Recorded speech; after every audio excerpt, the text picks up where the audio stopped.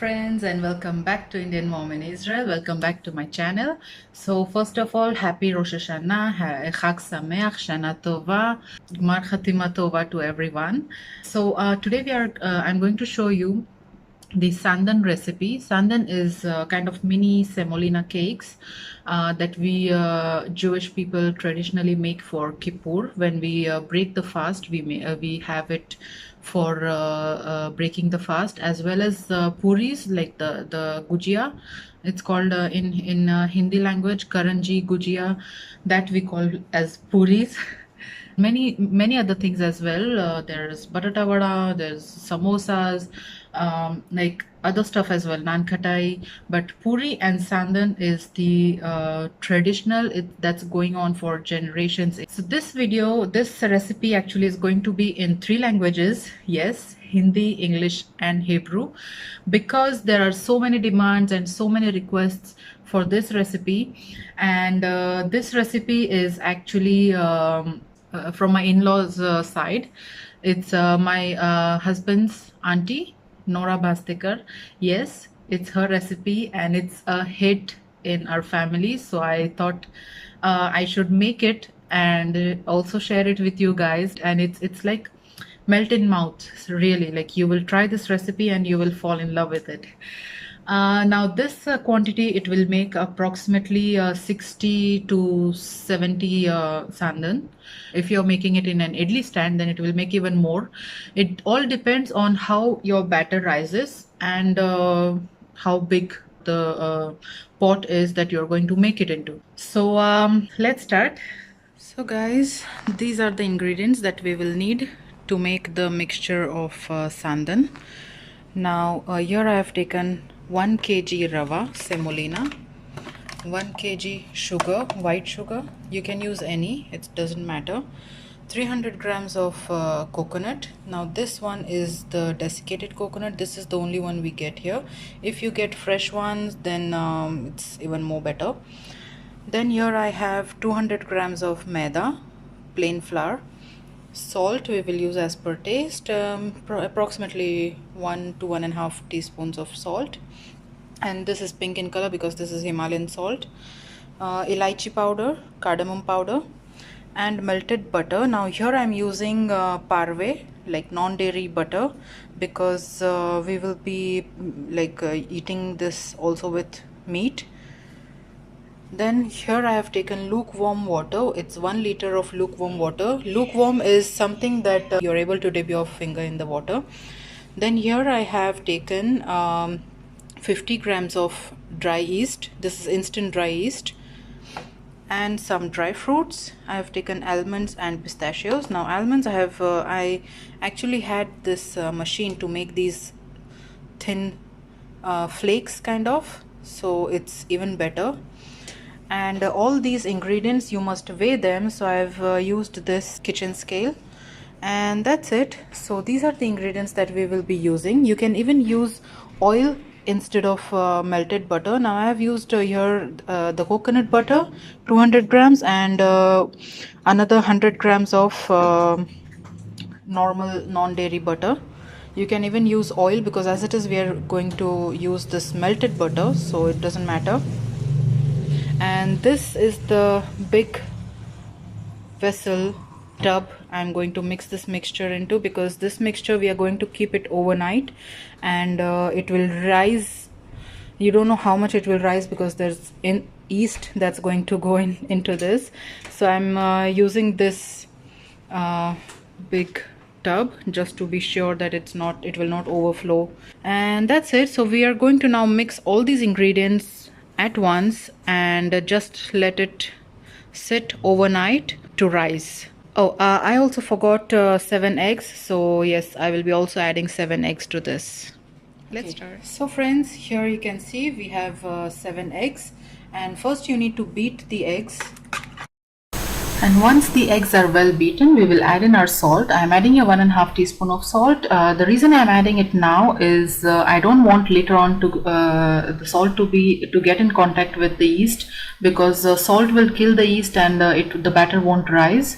So that's the reason I added salt now. And now I'm adding rest of the ingredients one by one. So I added semolina, sugar, and now goes the coconut and maida, the all-purpose flour. Now I'm giving it a light mix, and then I'm going to add in the melted butter or oil. Now you can use your dairy butter, like the normal butter if you want, or ghee. It's completely up to you. If you want to make it a dairy product and not a non-dairy, a parve one. And now I'm adding the yeast. You can add the cardamom powder. I'm just eyeballing it here. It completely depends on how much you like the flavor of it. So I just probably added here like 1.5 tablespoons. Now I'm adding the dry fruits. You can add any dry fruits that you like, but just make sure that they are very thinly sliced or very small pieces. And now here goes in the lukewarm water. Now if you're using normal butter, if you're making this a dairy product, then you can use your milk instead of water.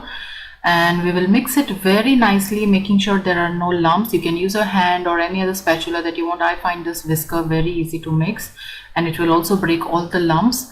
But just make sure that you're mixing it very thoroughly, very nicely from the bottom. Scratch it from all the sides and make it a very even and smooth batter. The batter right now looks very good, but later on if we need, we can add some more water. So we will keep this to rest for overnight. So friends, good morning, and this is how our batter looks like. We will need such pot, a big pot, and a plate or any other plate that will fit into it, and small bowls like this, or you can use simply idli stand. I'm taking this for my measurement. This works well. And for garnishing, we will need some blanched almond and pistachios. And for greasing, we will be using, I'm using this oil spray. You can use butter, you can use ghee, oil, simple oil, you can just brush it, and that's it. So we will start making the sandan now. So guys, here you can see the batter has gotten very nice and thick. It's well fermented, but I see that the batter is a bit thicker, so I will add in approximately 1/4 cup of water, 1/4 glass of water, just some that you can easily pour the batter from the spoon and mix it very nicely. Now make sure that when you're making the batter, the water or milk should be lukewarm and not hot, because if it's hot, then the yeast will get killed and it won't activate. So here I have greased my little katoris and I'm filling them. Now this was the first batch, so it was a bit higher, like it filled the whole katori, so it shouldn't be that way. But yes, the first batch you can get the judgment of how well your batter has risen. You can fill it approximately 1/4 or half, and then see how it rises after steaming. So here I am garnishing them all, and once you fill the batter, just tap your katoris and make sure that the batter is flat, and then garnish it, and then we'll steam it. So my first batch, actually I missed the clip of those thicker sandans, but here's the second batch, and I have not washed the katoris or anything. I've just simply sprayed another oil and just brushed, so it comes out very clean. And you see I have filled these ones a bit lesser, so this one is approximately 1/4 of the katori, and then tap it to make it flat, and then garnish it with your desired nuts. And then we are going to steam this. So each batch approximately takes up to 10 minutes or so. It really depends on how thick you filled your sandan to. So this is the way I am arranging the katoris into the pot, so it shouldn't be falling on top of each other while steaming or while covering it. So now we will let this one steam for 10 minutes, and here's it's been 10 minutes, and when you poke a knife or a fork, it should come out clean, just like idli. This is the way we also test the idlis to be cooked. And now I'm taking them out, making sure that they will cool down for about a minute or so. Just let them sit like this, and then we are going to run our knife on the sides, just to make sure that it's coming out clean. and then tap them on your hand like this upside down, and it simply slides off. Here it is. Our sandan are all ready and nice and fluffy. It's very soft. As you can see, it has made a very nice netted fluffy texture. I'll show you another one. See, this one is thicker and it's very soft. So we'll let this cool down and then we will keep it in a container. And now I'll make my next batch. Here I've mixed some food color. It's really optional. I wanted it a bit colorful, so I added a few strands of saffron as well as food color. Here I've added green, and here I've added some turmeric to make it yellowish.